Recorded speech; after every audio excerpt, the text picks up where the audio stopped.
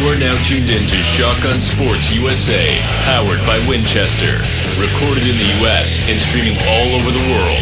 Your host, Justin Barker, talks to shotgun shooters from all disciplines, championship-winning coaches, gun clubs, world-class target setters, vendors, and industry-leading companies that fuel the sport. If you're into clay target sports, you're at the right place for insider information from some of the best in the world every single week. Subscribe to our podcast, leave us a review, and connect with us on social media. You can also catch our episodes on shotgunsportsusa.com.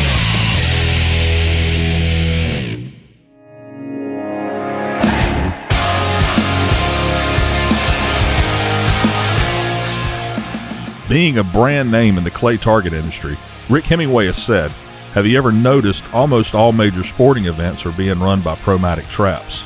I thought about that statement and he's right. And you may want to consider that before making your next purchase. Rick is the largest Promatic dealer specializing in individual and commercial trap sales. Rick provides skeet, trap, 5-stand, and sporting clays designs, installs, and service. He also offers accessories such as solar panels, wireless release systems, as well as the hottest item on the market, the Clay Bot by Rainier Products. Visit BackwoodsQuailClub.com or give Rick a call at 843-546-1466. Castellani shooting vests are manufactured in Italy and internationally recognized by elite shooters as the most popular lightweight shooting vest on the market. Castellani vests are especially known for their Italian styling and superior craftsmanship and quality, making them a vest of choice for all shooting disciplines. Ultimate Shooting Accessories is the exclusive supplier for Castellani vests in the United States. Visit ultimateshootingaccessories.com for more information and to place your order.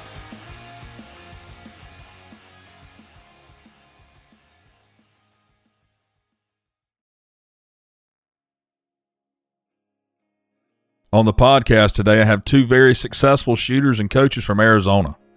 He is a national and world champion, and she is the Team USA captain for 2021 in ladies FITASC. Both are very hard workers and very dedicated to the sport. Please welcome Gebben Miles and Karen Shedd.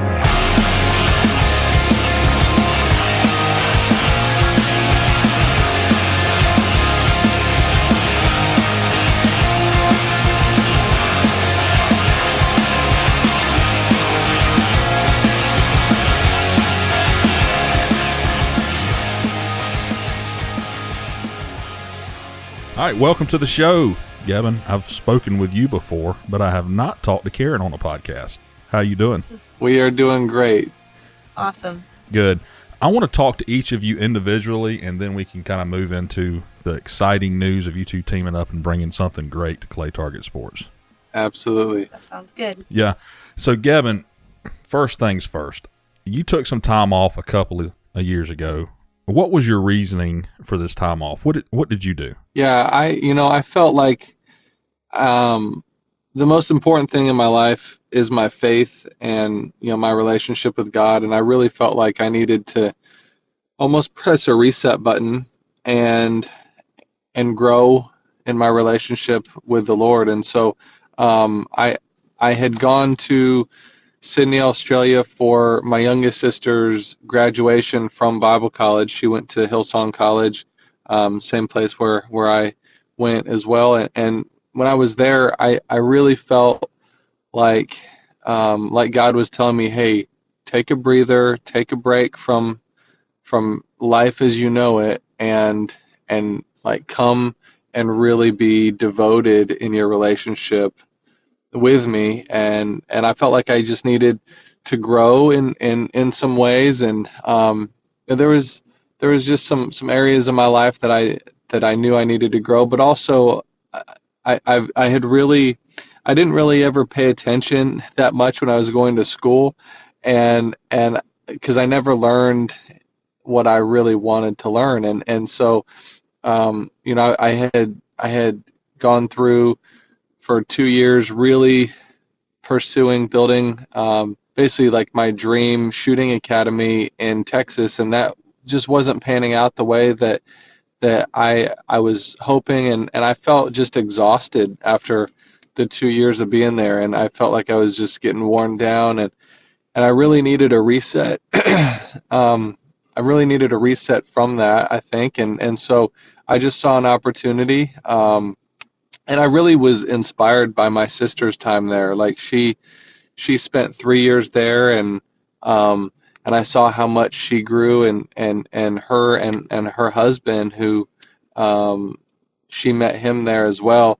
They've just blossomed from their time with that program, and so I really felt like, you know what, I want to dig into this program. And while I was there, a lot of people wanted me to go, uh, more than just a year, and they wanted me to do either 2 or 3 years, and I was contemplating it, to be honest with you, because I had such an amazing experience. And and Australia was great as well, but there's nothing like the U.S. However, that program was incredible, and so I committed to a year, and kind of with like 2 months left in that year, I really felt like, all right, it's time for me to go back to the U.S. and I was really missing shooting as well. Like I coached over there a little bit, but I didn't shoot at all, and I was really missing shooting and missing the community over here, and I felt like I was ready. And also I just had this like pulling, almost like I felt pulled back towards Arizona. And back then I didn't really know why. And so I ended up moving back to Arizona when I got back to the US, which was in 2020. Um, and that's where Karen and I started spending a lot of time together, and then we've ended up building a really, really cool place with her dad's help and my dad's help out at her farm, which is in Eloy, Arizona, which is halfway between Tucson and Phoenix. And then we started training together, and I helped her grow, and then I got an opportunity also to become a teaching pastor and kind of apply some of my things that I learned at Bible college. And so I became a teaching pastor a few months ago. It was right around Christmas where it like officially happened, and that's at a church in Tucson called Deos Church. And so yeah, things are certainly different than they were the last time you and I talked, but it's exciting, and I feel like I'm in a really good place. I'm re-energized, re-motivated, and getting back into shooting has been, it's had its ups and downs, but it's been so much fun, and I'm enjoying the game more than I have in a long time. Yeah, I was going to ask, did you shoot while you were there? And you answered the question that you hadn't. So from a shooting standpoint, taking this time off, did it benefit you any when you got back? Well, initially, like, it was funny. The first time that I went out, like first 2-3 times I went out and practiced, I was like, wow, like I couldn't miss almost. And then my first two shoots were crazy. My first shoot back was in Florida for I think it was like the North American FITASC or US Grand Prix, one of those shoots in 2020 in January, and I shot great. I mean, I was one back of Joe Finizzi, so I finished second there, and it was incredible. And I was like, wow, I guess I didn't lose much. And then the very next shoot, I shot 100 straight, and I was like, wow, like, man, maybe some time off is a good thing. And then as the year went on, man, I did not have a very good year compared to years past. I probably hadn't had a year like that since like 2008, really. Um, and I just had a lot of ups and downs. I shot pretty well in FITASC, and I think that's just because naturally I'm built more for FITASC. I think, like, my mindset and the way I move the gun and stuff. But sporting had been a challenge to get back and to get back on top. And I finally had a breakthrough here in 2021 at the Western Regional. And so yeah, it took me some time to like learn how to win again and learn how to win consistently. And so yeah, it's been interesting coming back, but it's been fun. Like I'm working as hard as I worked a long time ago when I put in a bunch of time to get to get to the top. What are you doing now to prepare for tournaments? Yeah, so I actually there's an article that came out in Clay Target Nation recently. I think it was the March edition, and Hmm. it talked about like kind of three different phases of practice. Kind of this like conditioning phase where if I have like 3 weeks to a month to prepare for a shoot, um, where like I'm shooting a lot, maybe a case a day to two cases a day, even probably 4 to 5 times a week, and then like you kind of tone it down um, to a consistency practice where like you work on consistency where I'm probably shooting again about 3 to 5 times a week, and then like have specific drills that I'm doing, not just shooting a ton, but like really practicing for consistency, and then the last phase of that is like a sharpening phase where I'm just kind of that's kind of what Karen and I have been doing once the season has started, especially since there's so many shoots, but like try to keep your game sharpened by specific things that we're working on, but also part of that sharpening phase for me anyway is rest time as well. And so to prepare for shoots right now, since they kind of seemed either like stacked up on top of each other or like maybe a week apart here and there. um, a big thing to prepare is like finding something that just resets my mind and my motivation. So Karen and I have actually been playing golf quite a bit, and yeah, so it's one of those things where it there's ebbs and flows of how you prepare and really what time of year you have. And I think you know like next year for me, I'm already kind of starting to prepare that direction, and I feel like I'm going to thin my competing schedule down just a little bit and mainly focus on the bigger shoots and not go to quite as many. So I can have those preparation weeks prior. So far this year, what has been your favorite shoot to attend?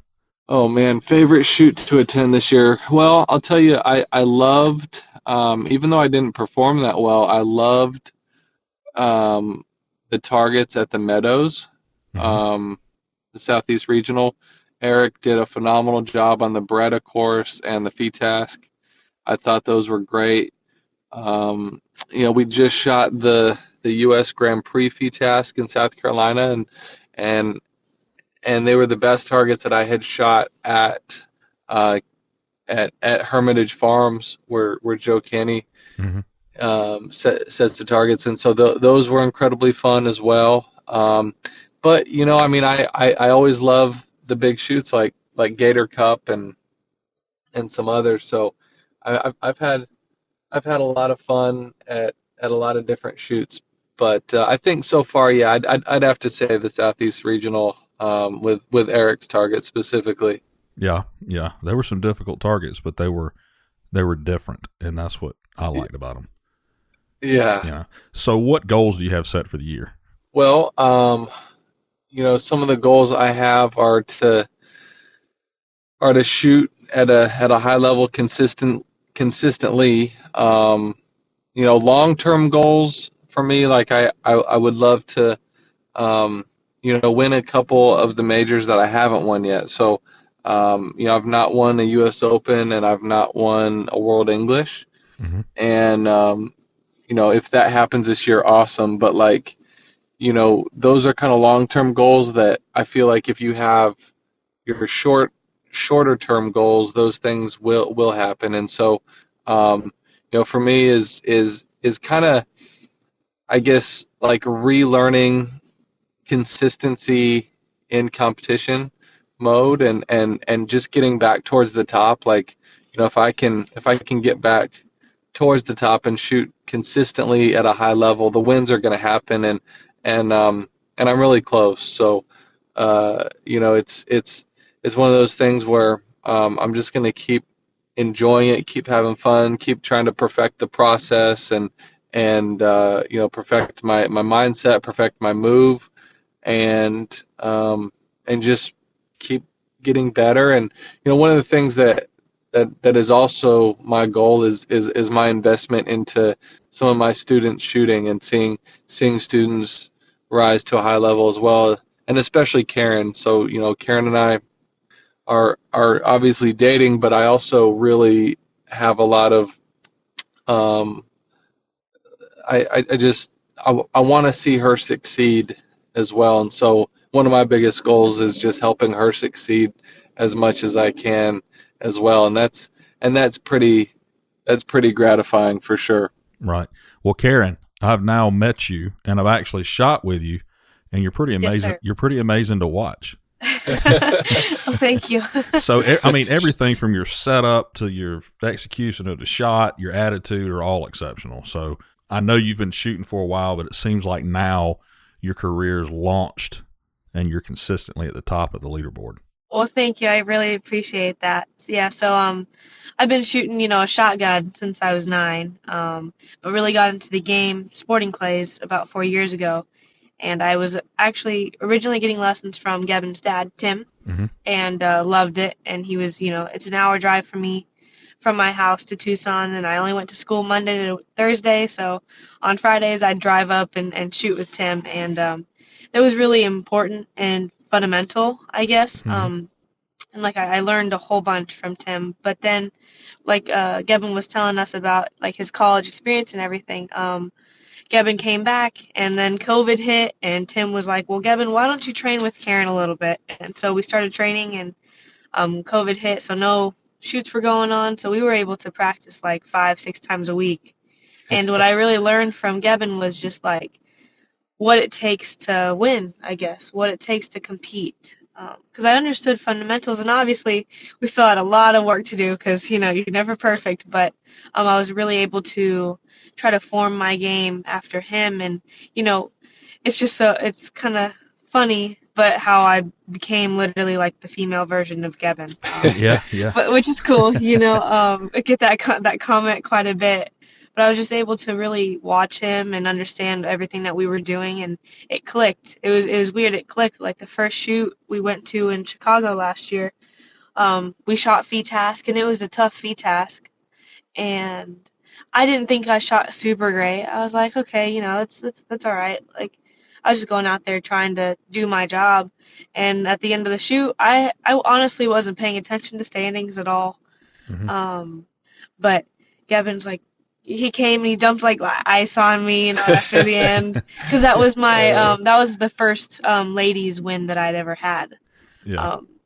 And like the next shoot, it was kind of the same thing. I got in a shoot off and then won that, and then the next one I got in another shoot off for task, and like it was all success last year that I didn't think honestly was going to happen for another 2 to 3 years. Mm-hmm. But because of Gavin and his dad and my parents, like all of it was able to kind of come together, and just continuing to try to perfect the craft and just get better every day.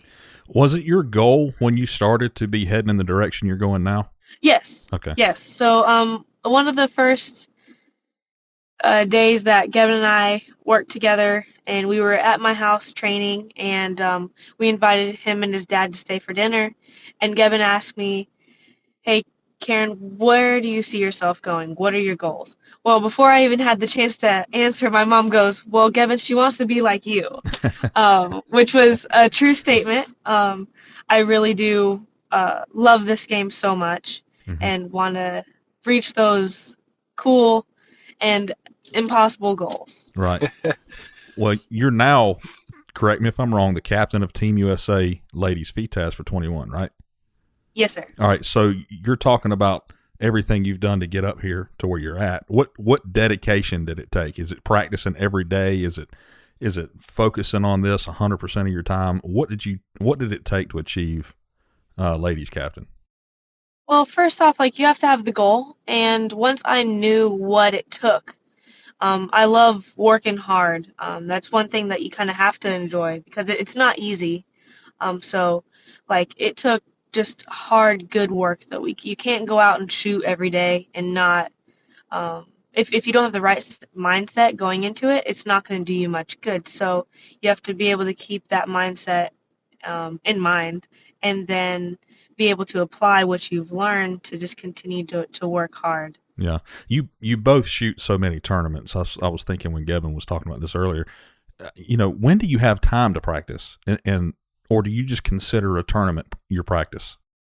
Well, like Gavin was saying, depending on how far shoots are in between, or how many weeks I guess we have to prepare.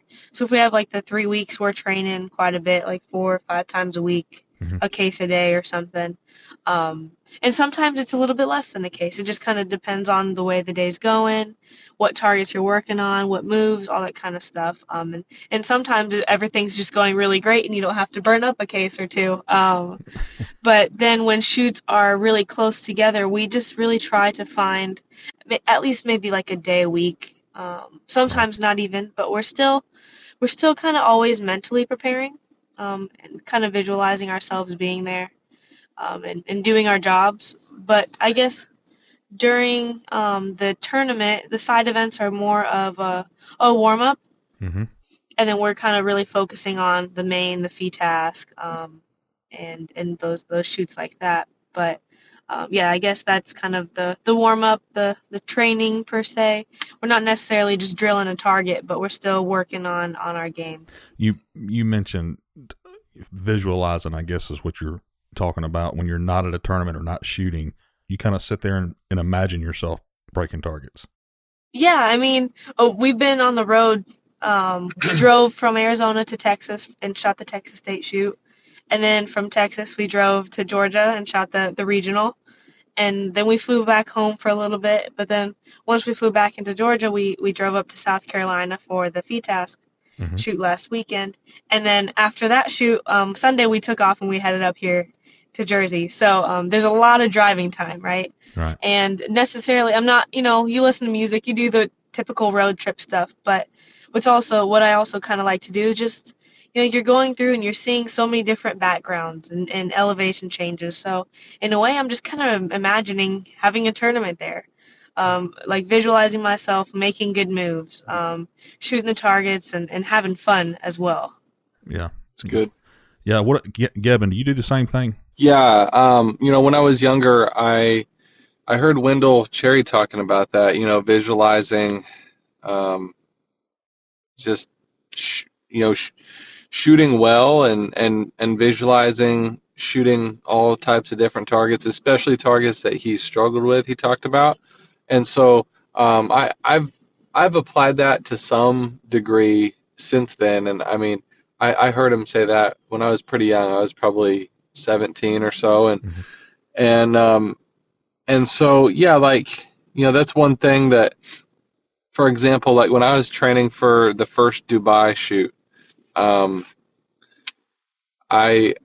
I looked at that area on Google Earth and tried to get a feel for what the background was gonna be like. And so, when I was training at home for that shoot, I just kind of visualized myself being there, right? And so what Karen's saying is like, we get to practice at her house a lot, which is over like a grass field, and then the background is like it's either cotton fields or wheat fields depending on the year it is. The time of the year.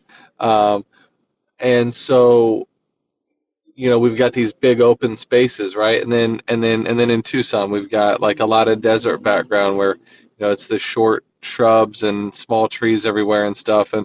And so for Karen especially, but I mean I still do this as well. Like she said, when we're in a different environment, just kind of visualizing shooting targets in that type of background. And like she said, we'll be driving, there's a field right there, with like a really tall tree background or like a slope going down or a slope going up, and I'll visualize myself shooting targets on that piece of property or whatever. And so yeah, like I think it's important, like those are kind of basic concepts of visualization. I've at certain times in my career, like I've certainly spent more diligent moments, I think, like really mentally preparing to perform at a specific shoot, and those are things that I feel like are probably easier to do when you are really preparing for, say, 3 weeks or a month or 2 months for a specific tournament. It's much easier to do that than like when you shoot tournament after tournament after tournament. And so, just talking about that right now, I Visualizing. I'm kind of visualizing, and then I'm thinking, okay, I probably should do that a little bit more Yeah. because I haven't done that much in a bit. So So do y'all both shoot 100 straights while you're visualizing? absolutely. I mean, you're Of you're course. you're you're you're running the test peg or running the sporting station, Yeah. and yeah, you never miss in your mind, which is pretty sweet. So you're talking about the backgrounds, and out west, I'm assuming it's really open. And then you come to the Southeast Regional, well, most of it's in the woods. Not all of it, Yeah. but a lot of it. How does that affect you? Does that affect you any? Yeah, I think it does. I mean, for example, like, um, the course that we shot with you, that pure gold course that was basically 100% in the woods, Mm-hmm. except for the first station that we started on, which was some tower shots up in the sky. But like every other background was in woods that like nothing was flat either. It Right. was Yeah. all rolling hills, and so yeah, like I wish I would have been able to practice that environment a little bit more before that shoot. Especially like the differences of the terrain and whatnot too. Like I hadn't shot much terrain like that in a while, and then with Karen, like she really struggled last year Mm-hmm. with the different backgrounds. Well, that last year and the year before that and the year before that, Okay, so because I she, hadn't learned shooting in the green and the trees and the yeah, elevation change. Because I'm from Arizona. Right. I've lived in Arizona my whole life. I've lived on the farm for 15 years. So like I'm used to level Right. fields. That's yeah. another thing that my dad does on the farm. He custom level. He Makes levels the things field. flat, Yeah. and so that's what I was used to.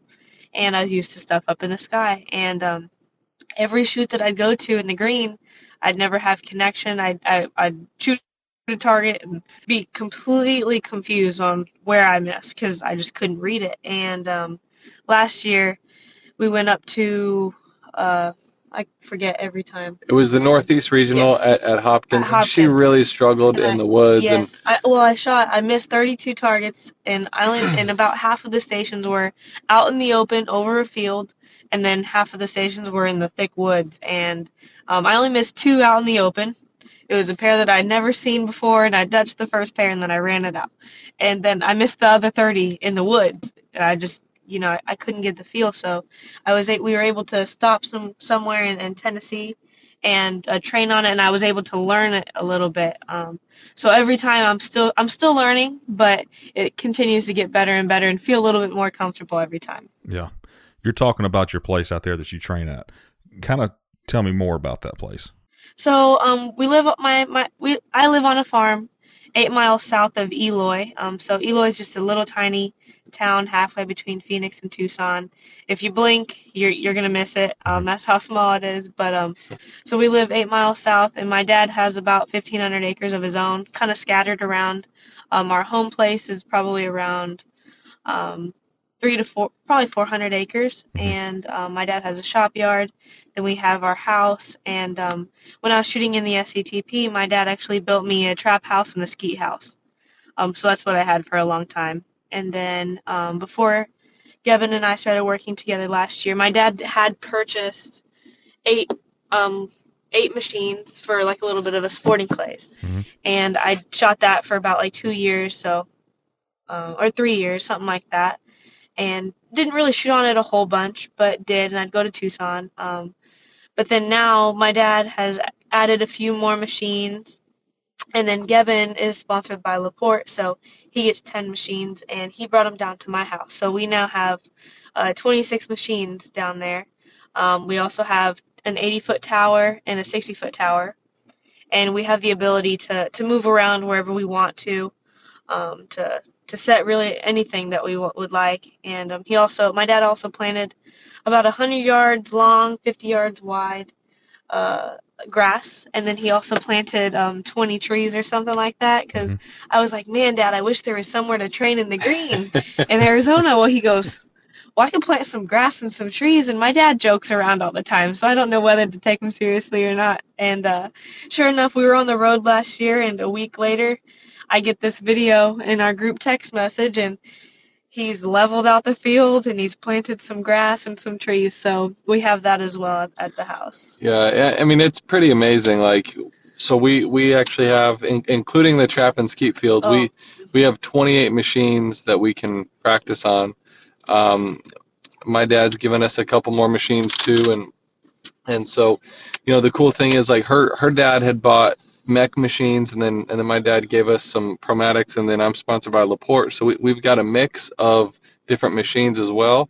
And I think that's important also to, because every machine has Feels like a little bit different feeling, with the target coming off of it. So it really gives us some good variety.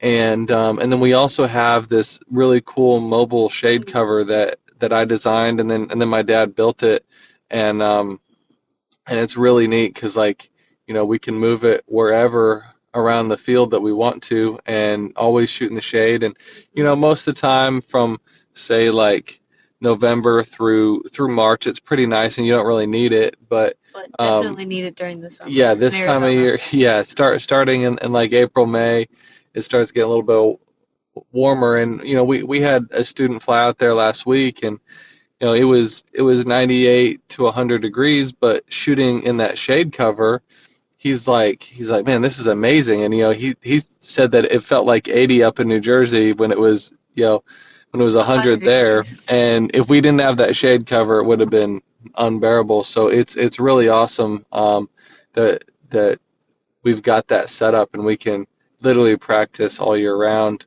and have such a variety of machines. So yeah, that sounds neat. You just walk out, right outside and shoot whatever you want to shoot, and go back inside when it gets too hot.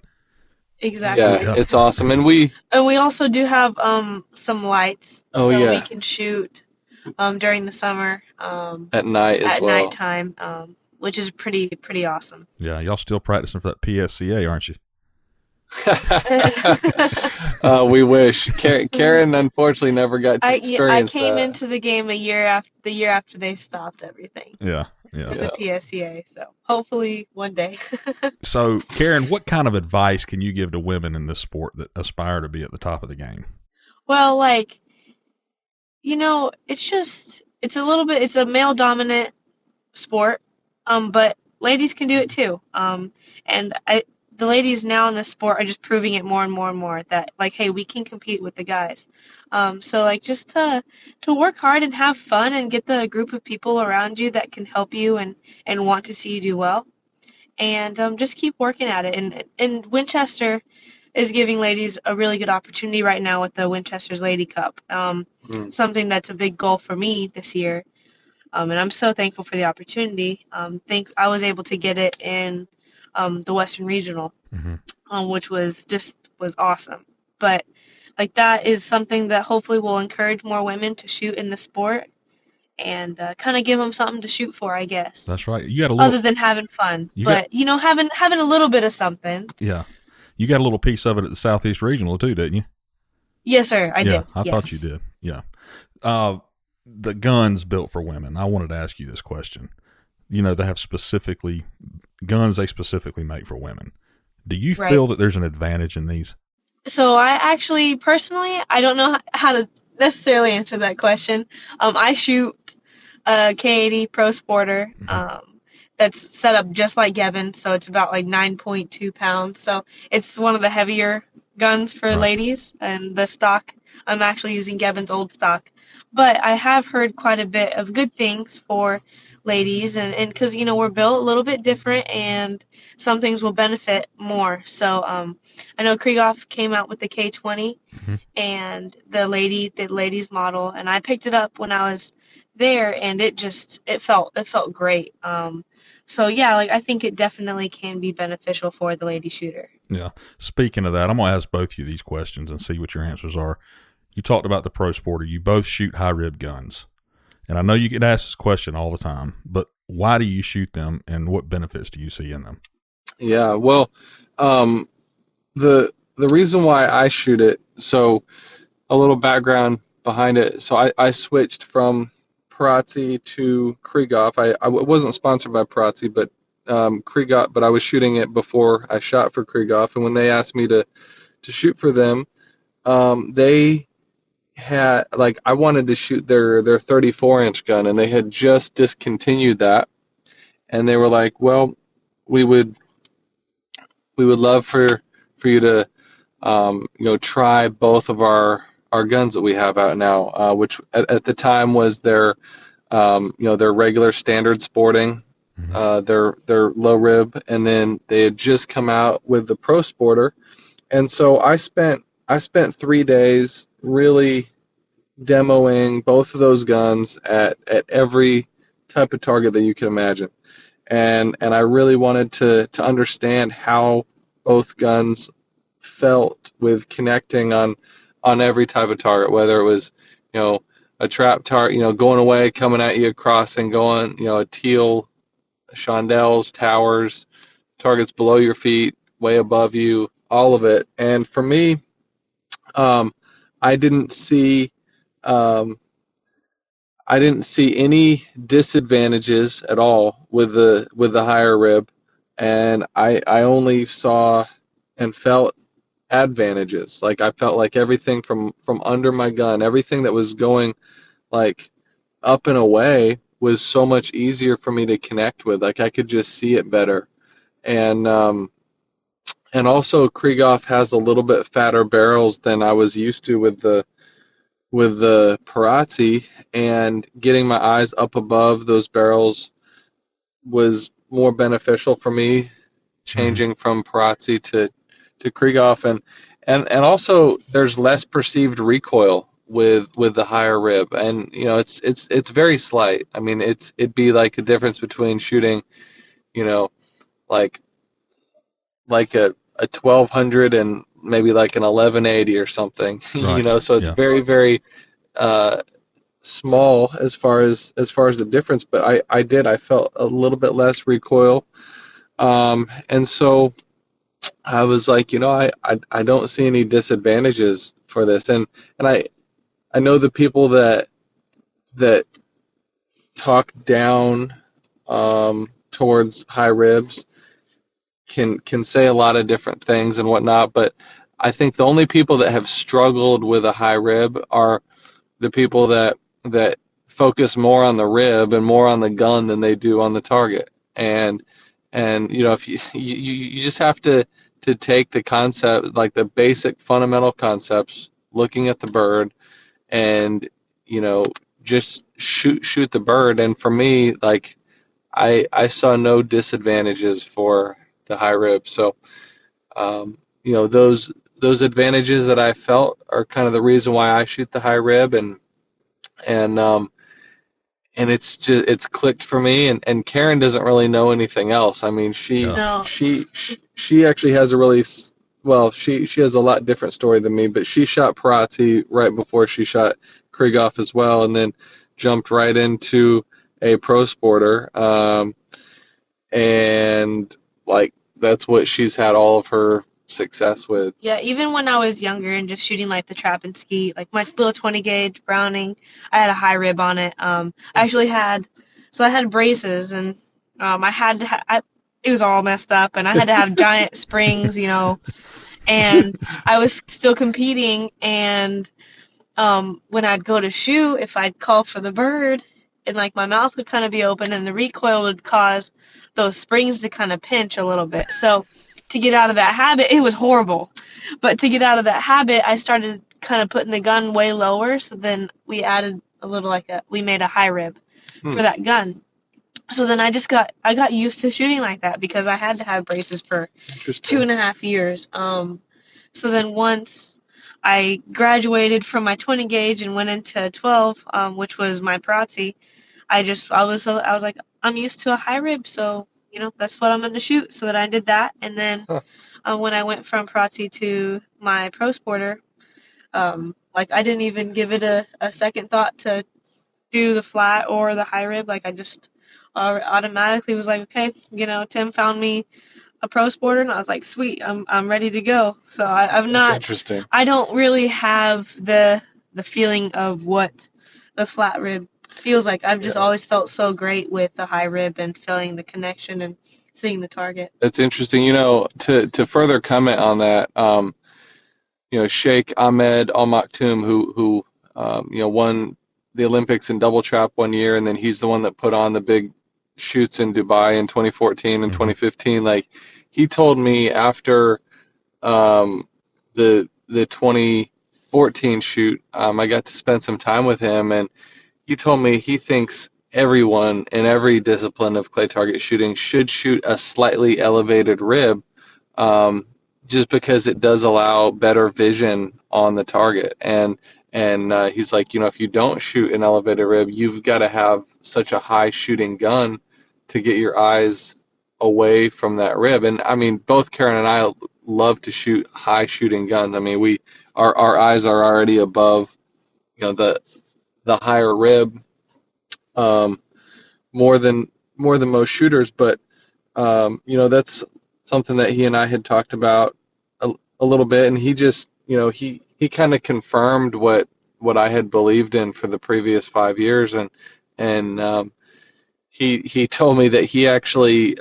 like nobody was shooting a high rib, and in the, I think it was the late 80s or early 90s, he was actually living in Tucson, Arizona, commuting to an international business college up in Phoenix, but he and his cousin wanted to live in Tucson, and then they shot trap out at Tucson Trap and Skeet when it was just trap and skeet, and they made custom high ribs for their guns. and then he said all these trap shooters started shooting high ribs, and they just made them like in their garage.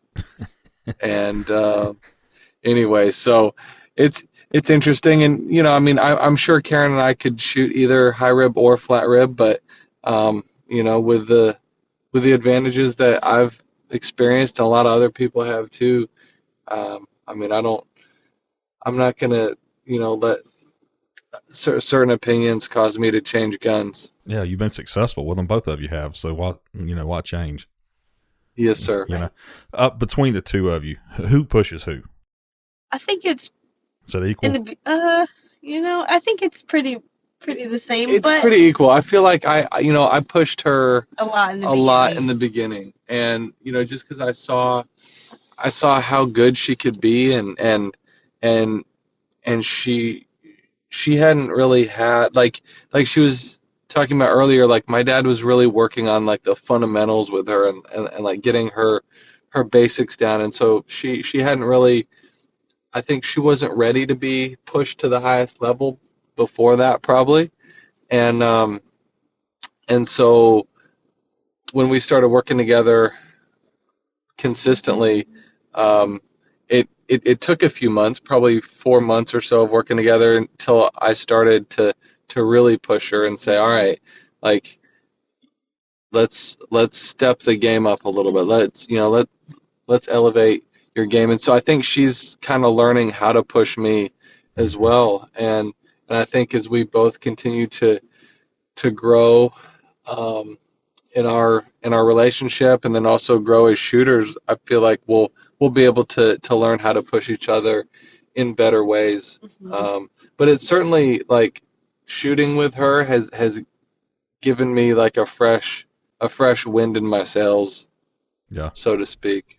Yeah, so I guess with Gavin saying that, yeah, Gavin probably pushed me way more than I have him, but Like in the beginning, like it was like, oh my gosh, I'm shooting with Gavin Miles, as just a sporting clays shooter that doesn't really know a lot of people. But so that created a little bit more like pressure, I guess, and just to try to perform my best and learn as much as I possibly could. But where he kind of really started pushing me was like at the end of a practice, he'd be like, okay, we're going to compete. And I'm like, wait, what? We're gonna compete? Like, what are you talking about? Well, he was like, well, loser has to run a mile, and I don't like running, so I was like, okay, that's something to work for.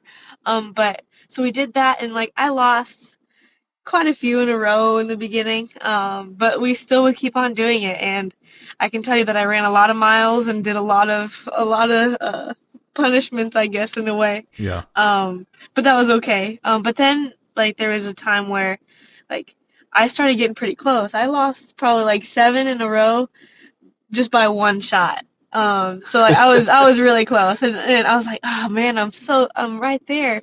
But then one day I finally broke through and I beat him, and so like that was his way of like continuing to like push me, and now like he still beats me most of the time, but every now and then I'll get him, whether it's in practice or even in a tournament. Like I'll get him every now and then. So like he continues to push me in that point, and I think we both push each other while we're competing together. Like Yeah. if we see each other, like maybe make a tiny mistake, or even if we're doing well, it's like, okay, keep working, work hard, and just keep on pushing each other.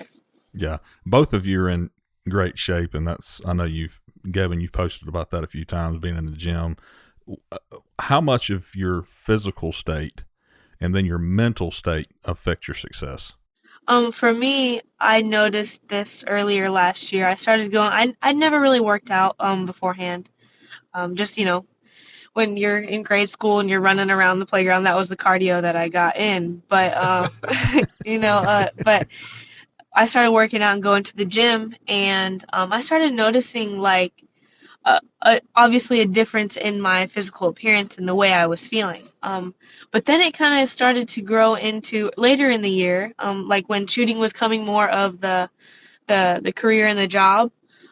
It wasn't necessarily the hobby anymore. Mm-hmm. So working out became my new hobby, and the way I started looking at it is, like obviously my physical endurance is getting way better, but also my mental endurance, because when you're working out and you're extremely exhausted and you have 5 more reps to go in your set and you don't really want to do them, and you could easily just put the weights away and not do them. Mm-hmm. But like it's having that mental endurance to be able to push yourself to finish it out, right? And that's very applicable, at least for me, when I'm shooting around the sporting clays and I'm exhausted. I've been working hard, I'm exhausted, but I still have a few more stations left. Like I have to be able to finish out the round. I have to be able to do my job for that amount of time. So working out has not only helped that physical part, but mentally I'm able to stay stronger for a longer period of time.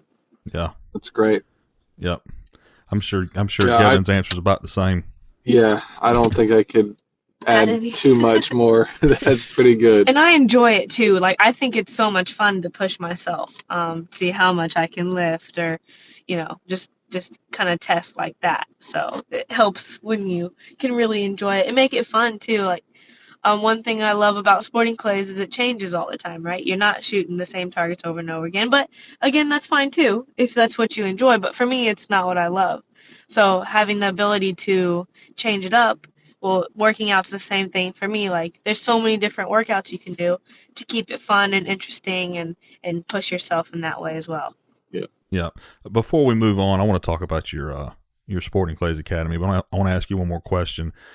The proper shooting stance, posture, and moving from your core. Can you talk about that, Gavin?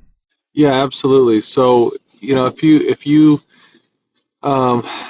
look at any sport out there, the most successful athletes in whatever sport are the most balanced athletes. And so, whether that be shooting or golf or tennis or whatever it is, the people performing at the highest level consistently are the ones that have the most balance. And so with shooting, I just took some really simple concepts from golf. And the cool thing about golf, if since I started shooting, everybody calls sporting clays golf with a shotgun. Well, the concepts in golf that we can directly apply to shooting are the initial setup, right? So if you, and golf has proven this over a lot of years utilizing video, and sporting clays hasn't really utilized video to the extent that it could, especially with instructional, but I mean obviously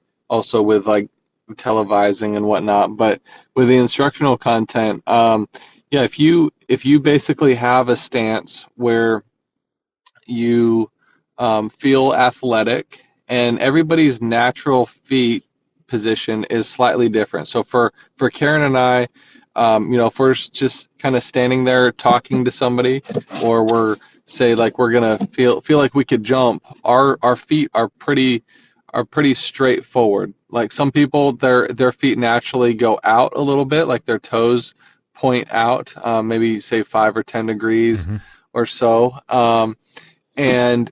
But whatever your natural position where you feel like you could jump, however that is for you. And so for like my dad, his toes point out probably about 5 to maybe 8 degrees or so.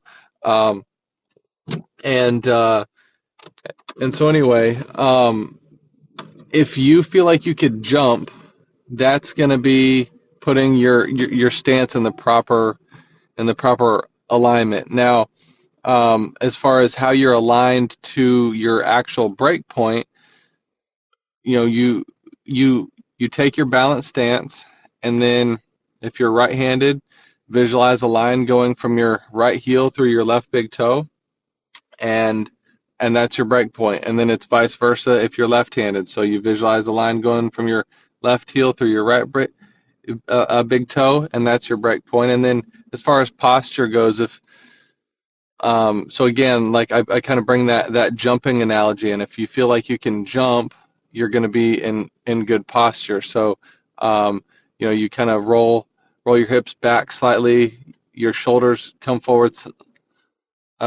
slightly. And so I use that stance and that posture for anything that we're going to shoot from, say, eye level up to about 45 degrees. And then as the degree changes, like as you start shooting higher and higher or lower and lower, you actually want to then narrow your stance a little bit, because that's going to allow your core to rotate properly, either properly going up or properly going down. And so really it's all about understanding your biomechanics, and there's several different golf instructors that I watch and just kind of learn from the golf side of things. There's this one called Athletic Motion, and they're from Georgia, and just kind of watch how they teach the athletic motion of a golf movement, and you apply that athletic motion to shooting.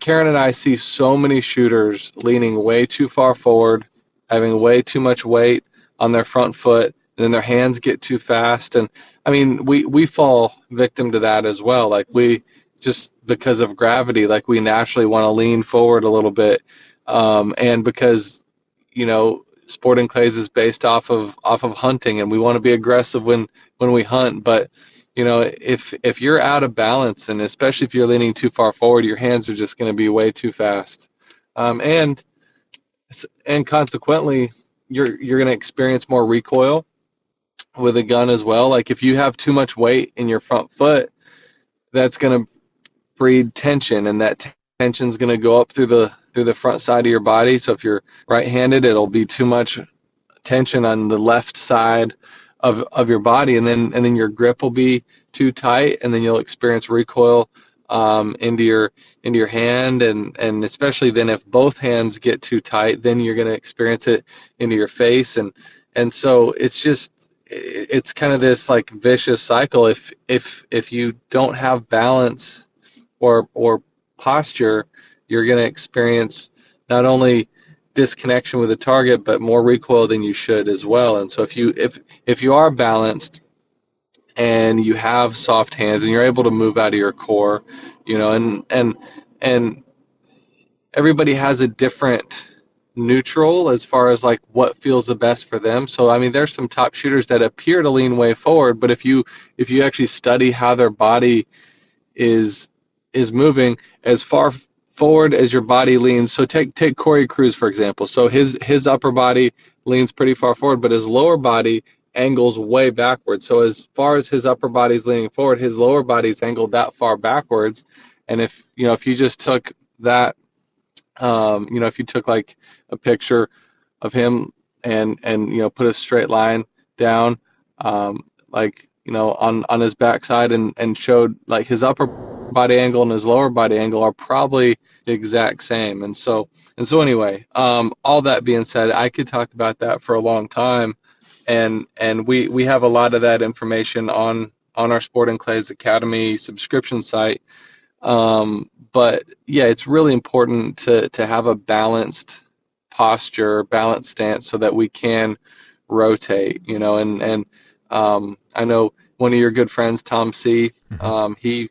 He's a very big proponent about balance and that type of style that he shoots. A lot of people will call it upright. Well, maybe it's upright for some, but for others, it might be, it actually might look a little bit more lean forward if their upper or if their lower body likes to kind of angle back a little bit. So anyway, all that being said, I think it is extremely important to understand how your individual body moves and rotates compared to another person's, and find a style that works the best for your body. But across the board, no matter how upright or bent over we are, like if you're balanced with your stance and balanced evenly with your weight,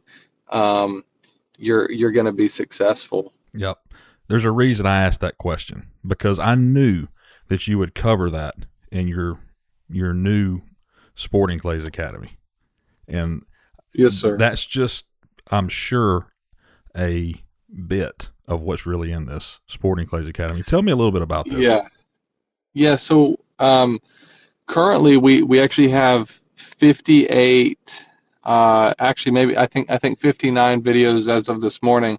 59 individual videos that have come out weekly over the last 59 weeks. On Tuesday mornings they launch, a new video launches, and so and then you also, if you subscribe to it, you have access to both of the longer videos that I've put out, the original Quiet Death Shooting and then the Gebben Miles Basics video as well. So you got access to both of those, but then you get a new video every single week, and it's $30 a month, so $1 a day to watch some really great content. And we've had so many people. I mean, we have people almost every day who are subscribers write in, and they're telling us either like how a specific video helped or a specific concept helped them or whatnot. And then another cool thing is we always have people asking questions too. So we've always got material for more content, and our subscription really started to grow about 2 months ago when we hired my friend Jacob, who's actually the video guy for our church, and he started producing some really cool content, and then we got plans to film at various shooting ranges across the country, just to kind of give some different backgrounds and different information in different locations, so anyway, yeah, it's pretty awesome. I mean, we just went through the last 3 weeks prior to today. There was some information on tower shots, and man, I probably had, I don't know, 20 or 30 of the subscribers write in, and they're like, wow, like I learned so much from these towers. And today we launched a video that's just kind of like a mini podcast with Karen and I answering a question that a subscriber had, and I think it's only maybe a 15 or 20-minute conversation, but we've got some really great content out there. And yes, as far as stance and posture goes, there's a couple different videos on that, and I addressed that also on my basics video as well, which is great. But yeah, it's awesome, and everybody who subscribes seems to love it. We've had a pretty high retention rate with subscribers, and so it's really good. Another thing to add in there is we also are incorporating the shot cam Oh yeah, in with the videos. And yes, it helps the subscribers be able to actually see what's going on at the end of our barrel and what we want them to initially try to feel as well. So Right. yeah. The shot cam's pretty awesome.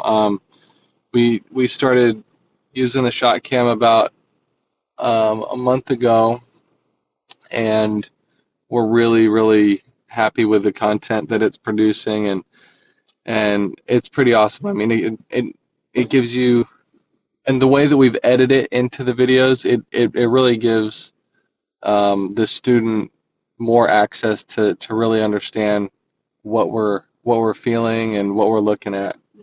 Yeah. So what I found that was probably neat about this is you just don't have you. You've got Karen as well. So you have a male and a female both shooting. I think that would help everyone, because I'm sure you both talk about different ways of doing something. Yeah, and that's one thing. So recently we've actually had a lot of students who started hiring like both of us to coach them at the same time, and we've seen some incredible success because we both teach the same things, but we can explain it in a little different ways, and it might work one way better, and we might be saying the exact same thing, but coming across a little bit differently. Yeah. And the student might receive it a little bit better one way or the other. Absolutely. And we've found that we found that a lot of the students were like, wow, that makes sense. Like, I get what you were saying now, because we were maybe able to say something a little bit different. So Yeah. It's really fun too. Like, we both have, and we also can see some different things as well. Yeah. And then you are able to kind of brainstorm while you're watching your student, because not one way is going to work for everybody. Yeah. So you have to be able to determine that and have different ideas, which is really cool. Yeah, and then like you said, you get that in the subscription. Yes. So all the videos over the last 2 to 3 months have had both of us on there, and we do have one video coming out, I think either next week or in 4 weeks, that Karen couldn't make it on there because she unfortunately was sick during the filming day, but yeah, for the most part, both of us are on there, and it is pretty cool to see how she says something and I could say the same thing, but she explains it in just a little different way. And like you said, people might connect better with her than me, and people and some others might connect better with me than her, and we're teaching the same thing. Yeah, and as much money as everyone spends on shooting clays, and a lot of people shoot. I mean, a lot of people shoot and spend money in the wrong ways. Right. What you're offering is minute compared to all this other stuff. Yeah. Mm-hmm. Absolutely. You have different plans, right? So we did have different plans, but we actually recently just made it one plan where it's just $30 a month, or you could buy a full year and save a month, right? So like you buy a full year and only pay for 11 months. Right.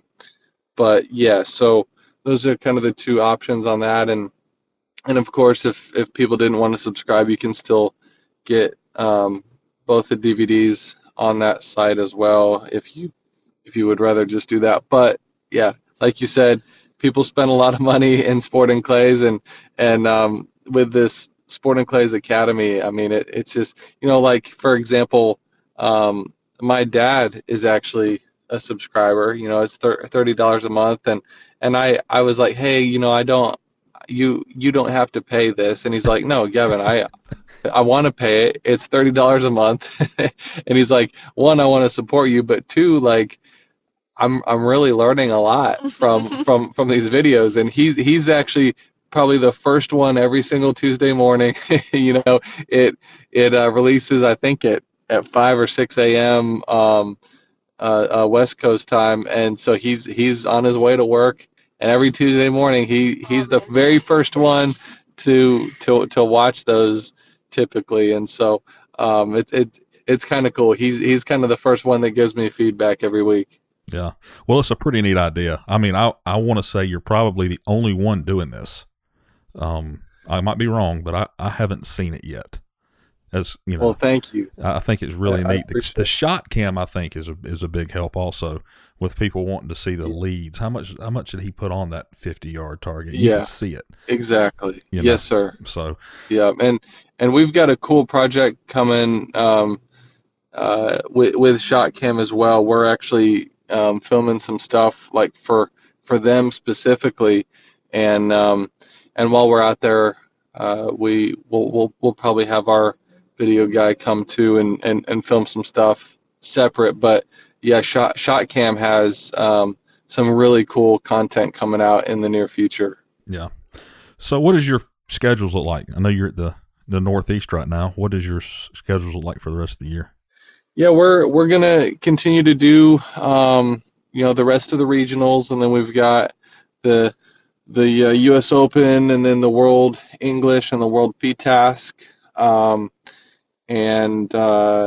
I think we're gonna do that big money shoot as well, and in Ohio, the Master shoot or whatever it's called, C4. and yep, yeah, at C4, and so that's the rest of our year, and then we've got coaching in between all those shoots as well, that we're trying to organize and whatnot. So we've got a bunch of things on the calendar, but it's all good, and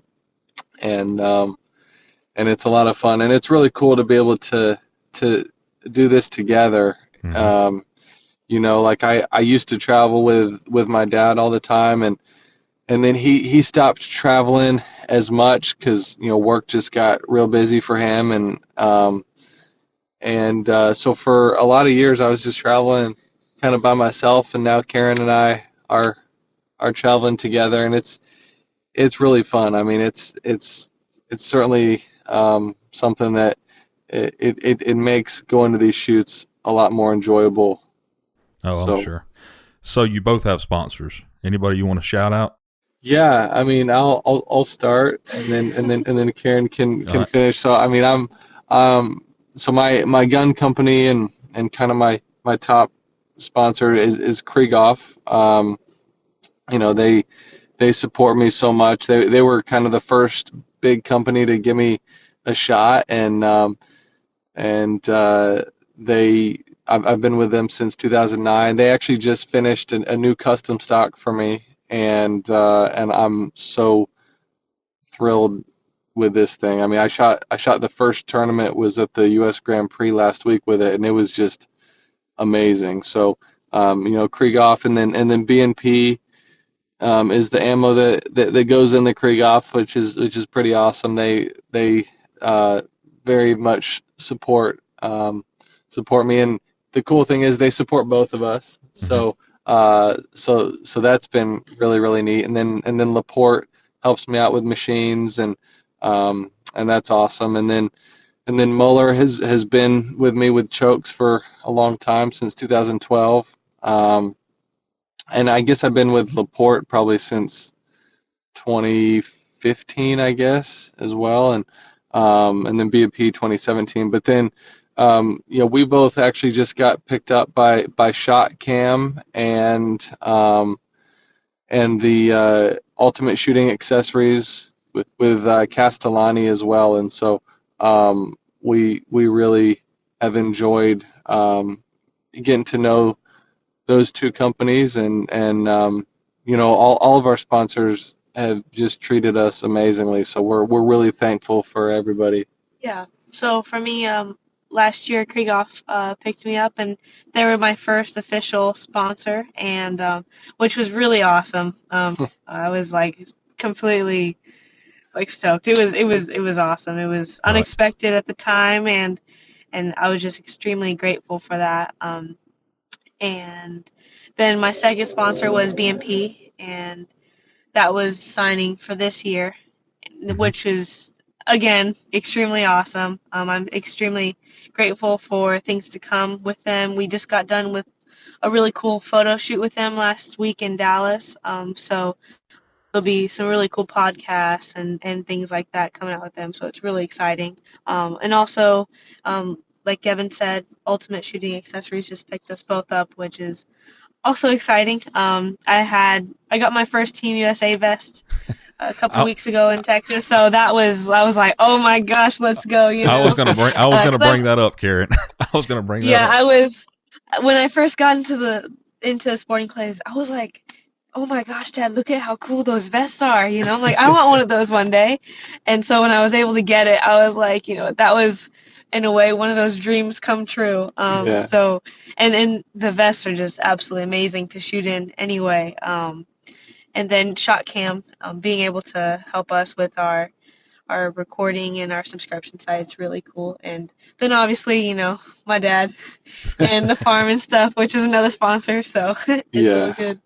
Yeah, it's pretty awesome. Her dad, I should actually probably give him a shout out too. He's done so much for us, and my dad as well. But he's given us a place to train out at his farm, and a bunch of machines, and we just got an 80-foot lift, and we got a 60-foot lift, and I mean we got to give her dad so much praise for that, because it's just incredible to have that kind of support. Yeah. Yep. It's everybody all together that makes a good team, and it's absolutely. And that's what's good about this sport, is everybody's willing to work with everybody. So, but I want to thank you both for coming on. I know you have things you need to do. I appreciate your time and wish you both the best of luck in upcoming tournaments and your careers, and just tell people how they can get a hold of you. Absolutely. Well, yeah, Justin, I mean, first of all, thank you for having us on and setting this up. I know we've been trying to get together for a long time, and we finally connected. And so, we really appreciate the opportunity to be on here and to support you and what you're doing with this sport. And in turn, it helps us out and supports us as well. And so, if you want to get a hold of me, gebbenmiles@me.com is probably the easiest way to communicate. And then through social media as well. I'm on Instagram and Facebook.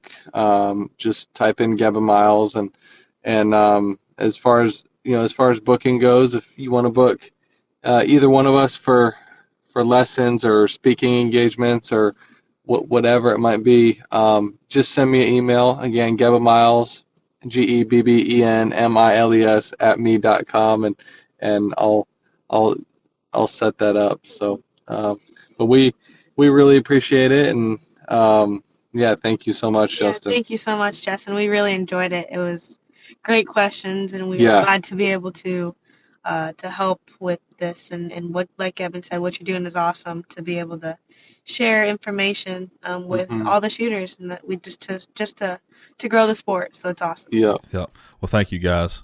I will be at the U.S. Open, so maybe I'll see you there. Yes, awesome. Sir. See you there. Okay. We will see you there. All right, guys. Have a good night. All right, Justin. Okay. You too. Thank you. All right, man.